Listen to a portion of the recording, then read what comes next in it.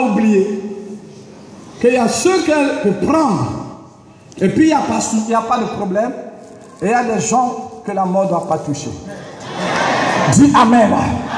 Je dis, il y a des gens que la mort ne doit pas toucher. Vous savez, prophétiquement, je vais t'annoncer une bonne nouvelle. Aujourd'hui, appelle-toi, dis, je suis fils unique de ma mère. Mon frère, il ne faut pas compter tes frères parmi tout le monde. Dis, je suis fils unique.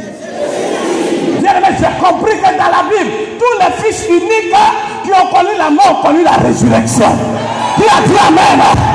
Dis ce matin, je suis fils unique. Je suis seul.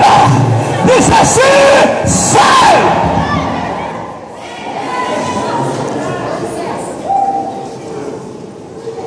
Vous allez comprendre, le fils unique de la tsunami est mort, a connu la résurrection. Même le seul fils unique de Dieu est mort, il a connu la résurrection. Dis Amen.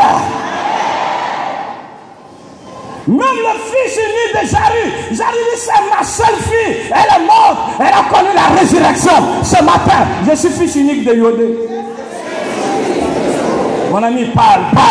Dis, je suis fils unique. Écoute-moi, tu sais pourquoi la mort a peur de toi? Parce que la mort, c'est que tu es fils unique. Quand je dis fils unique, en réalité, vous êtes 20, vous êtes 50. Mais la famille même sait que toi seul, c'est toi. Sur lequel la famille compte. Dis-moi, Amen, reçois la victoire. Dis-moi, Amen, reçois la victoire. Oh, dis, je suis unique. Et puis en réalité, tu es unique à ton genre. La Bible déclare, ce jour-là, la mort a encore pris la direction de la femme. Mais la mort n'a pas de sentiment. Il y a beaucoup de personnes dans ce village de Naïm, dans cette ville de Naïm. Mais pourquoi tous les jours c'est cette femme que tu te diriges? Tu es venu prendre son mari. La mort prend encore la direction. Et quand la mort est entrée, la femme a vu la mort, elle dit, prends-moi. La mort dit, jamais, c'est ton fils que je veux. Elle dit, non, laisse-le, prends-moi, je suis déjà vieille. La mort dit, non. Écoutez-moi, il est arrivé, il y a des mamans ici, quelqu'un était malade, tu dis, je préfère mourir. La mort a dit, non, c'est celui-ci qui tu comptes, que nous allons prendre pour que tu aies mal. Je vais annoncer à quelqu'un, aujourd'hui, nous allons stopper la mort. Nous allons stopper la mort. Dis-moi, Amen, que... Oh! Et la Bible déclare, l'enfant devant cette femme, la mort a pris l'enfant. La mort a enlevé l'enfant. Laissez-la, ne vous occupez pas. Il y a des gens qui vont pleurer. Ils sont en train de se libérer pour toujours.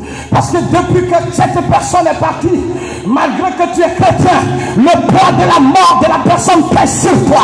Tu n'arrives pas à te débarrasser de ce mauvais souvenir. Mais j'annonce ce matin, l'esprit de mort te quittera à jamais. Il y aura séparation. Dis-moi Amen. Et reçois la victoire. Dis-moi Amen. Et sois libéré de toute influence satanique. Commando, asseyez-vous. Ne vous promenez pas. Vous-même, vous avez besoin de prière. La Bible déclare, la mort va emporter l'enfant unique. Elle est restée seule. Elle prend la direction du cimetière, là où elle a envoyé son mari. Et la Bible déclare que les gens du village ont pris la résolution de l'accompagner. Et quand vous lisez bien la Bible, il y a des gens qui portent le corps. Vous savez, lorsqu'on va au cimetière, ceux qui ont le corps sont toujours devant. Et la famille est derrière. La femme était derrière. Et ceux qui portaient le corps étaient devant elle. Elle accompagne son mari et son enfant. Là où elle a mené son mari.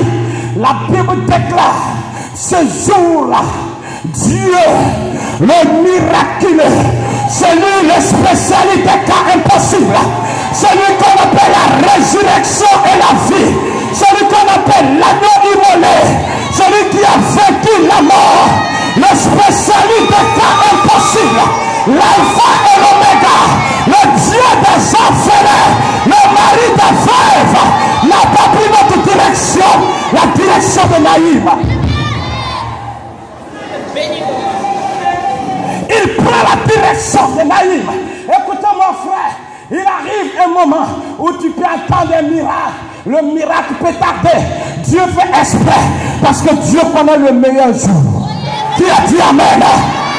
Qui a dit amen? Qui a dit amen? Écoute-moi, il y a des choses que Dieu t'avait donné depuis que l'année a commencé. Tu avais déjà gaspillé, d'après quelqu'un. Tu avais déjà gaspillé tous ces sous. Mais Dieu a permis un temps pour que tu puisses connaître la galère. Que tu sois privé de 100 000. Que tu sois privé d'argent. Mais je dis qu'il y a un jour qui se prépare. Quand Dieu se mettra sur ton chemin, tu diras gloire à Dieu. Parce qu'il n'aura plus le temps de te former pour gérer ce qu'il va te donner. Qui a dit amen? Tu prophètes, qu'est-ce que tu veux dire? La Bible déclare que le jour suivant, écoutez-moi, Jésus en réalité ne devait pas attendre un jour suivant pour aller à Naïm.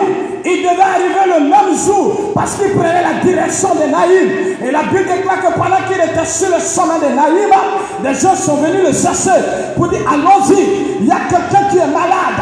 Il mérite que tu lui accordes cela, car celui qui a bâti notre synagogue. Et la Bible déclare, Jésus a changé de programme. Il allait d'abord dans la maison du centenier pour s'occuper du serviteur du centenier. Pendant ce jour-là, ce n'était pas le jour de l'enterrement du Fils unique. Si le centenier n'avait pas empêché Jésus traversait la ville, il n'allait pas croiser la fête de Naïm. Je veux t'annoncer, lorsqu'il y a un miracle dans la maison de l'autre, ne sois pas jaloux, parce que Dieu attend le jour qui arrive après pour lui. Oh, qui a dit amen? Qui a dit amen? Qui a dit amen? Vous savez, le jour, l'archevêque est arrivé, c'est dans cette salle qu'on a fait la conférence. Et le pasteur m'a posé la question. Il paraît que c'est ici tu pries. Est-ce que tu arrives à remplir même la moitié de la salle? On n'a pas fait télévision, on n'a pas fait fréquence vie, on a dit seulement invitation. Et puis les invités, mais ils sont combien? Levez-vous, s'il vous plaît. Tous les affiches, vous avez bien gardé ça chez vous à la maison. Vous avez suivi le conseil de vos désirés, l'apôtre. Voilà les invités. Mais tout ce peuple, c'est ce que Dieu nous a donné. Qui a dit amen? Et ça veut dire quoi, frère? Laisse quelqu'un avec son jour. Dis amen. Laisse quelqu'un avec son jour. Mais après son jour, le jour qui arrive, il y a quelque chose qui se passera dans ta vie. Je vais t'annoncer. Depuis 10 mois passés, tu n'as rien vu. Mais pour toi, Dieu attendait les deux derniers mois de l'année pour que le témoignage soit palpable. Je vais t'annoncer que ce mois ne passera pas. Une bonne nouvelle s'attachera à toi. Une bonne nouvelle s'attachera à toi. Une bonne nouvelle s'attachera à toi. Il y a des gens qui ont eu des choses avant toi, mais Dieu a fait exprès. Oh, dis-moi amen. Écoute-moi. Dieu a fait exprès.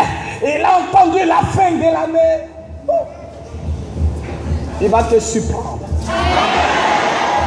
Est-ce que tu crois en ce que je